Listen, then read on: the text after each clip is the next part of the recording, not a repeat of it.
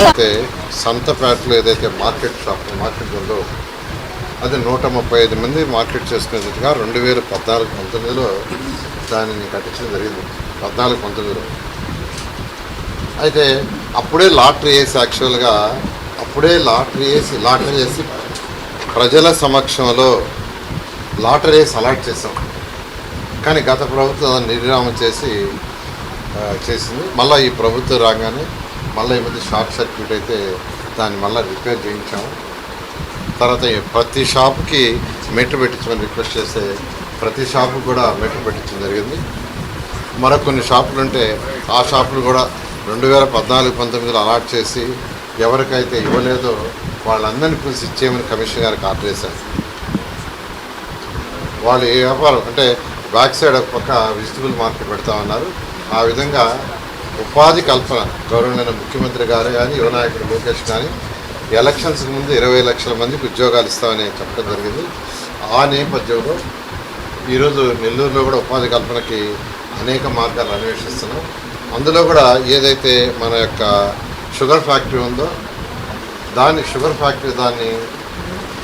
Industry department వాళ్ళు take over చేసి అక్కడ ఒక మంచి ఇండస్ట్రీస్ వచ్చేటట్టుగా ఇటు అర్బన్కి కానీ సిటీకి కానీ అటు కోవూరుకి కానీ రెండింటికి అక్కడ ఉండే వాళ్ళకి ఉద్యోగ కల్పన వచ్చేట్టుగా చేయడానికి గవర్నమెంట్ ముఖ్యమంత్రి గారు యాక్సెప్ట్ చేశారు.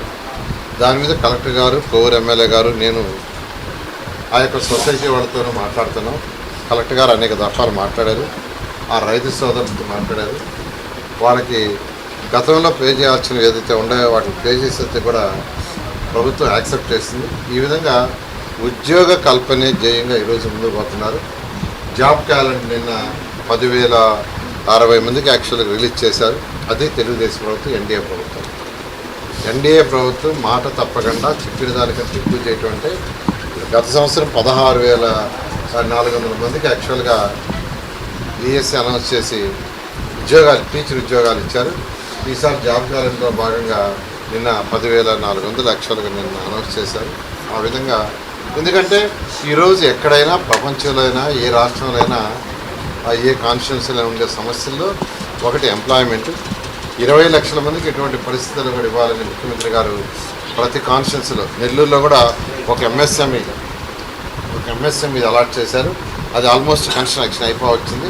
మరి మే నెలాఖరు పూర్తి చేస్తా ఉన్నారు. మే నెలాఖరు పూర్తి చేస్తే ఆ ఎంఎస్ఎంఈలో అనేక మందికి యాక్చువల్గా దాంట్లో స్మాల్ స్కేల్ ఇండస్ట్రీస్ పెట్టుకుంటారు. అది పెట్టుకోవడం వల్ల ఒక్కొక్క ఇండస్ట్రీలో కనీసం ఒక 5 మంది నుంచి 10 మందికి ఉద్యోగాలు వస్తాయి. ఈ విధంగా ఈ ప్రభుత్వం ఫస్ట్ ప్రయారిటీ యువత అడ్డదారులు తప్పకుండా. ఎందుకంటే ఎప్పుడైతే వాళ్ళకి ఉద్యోగాలు ఉండవో వాళ్ళు రాంగ్ డైరెక్షన్లో పోతున్నారు.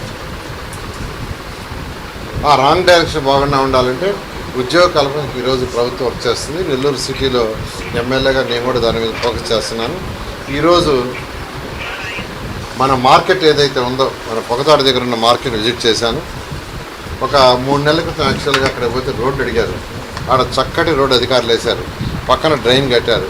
దాంతో వాళ్ళ ఆనందానికి అద్దులు లేవు. ఆ రోజు ఆ డ్రైన్ కడతామన్నా ఆ రోడ్డు వేస్తామన్నా అదే షాపుల్లో సగం మంది కావాలన్నా సగం మంది వద్దన్నారు. వాళ్ళందరినీ నేను కన్విన్స్ చేశాను.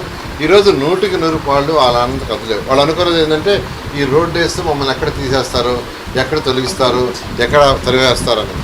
ఒక పక్క డ్రైన్ కడుతుంటే అక్కడ మాకు ఇబ్బంది అవుతుందని వాళ్ళు ఇలా ఈ పనులు చేసేటప్పుడు కొద్దిగా ఇబ్బందులు ఉంటాయి. వీలైనంతగా తక్కువ ఇబ్బంది ఉండేది. కానీ ఈరోజు ఏదైతే 15 డ్రైన్ వర్క్ చేస్తున్నారో నిన్న కూడా కొన్ని విజిట్ చేశాను. చాలా చక్కగా చాలా ఫాస్ట్గా క్వాలిటీగా చేస్తున్నారు. నెల్లూరు ప్రజలకు ఒక్కటే చెప్పేది, కొద్దిగా ఓపిక పట్టండి. ఏదైతే ఎలక్షన్ మాట ఇచ్చామో దానికంటే ఎన్నో రెట్లు నెల్లూరు డెవలప్మెంట్ చేస్తాం తెలియజేస్తాం. Thank you.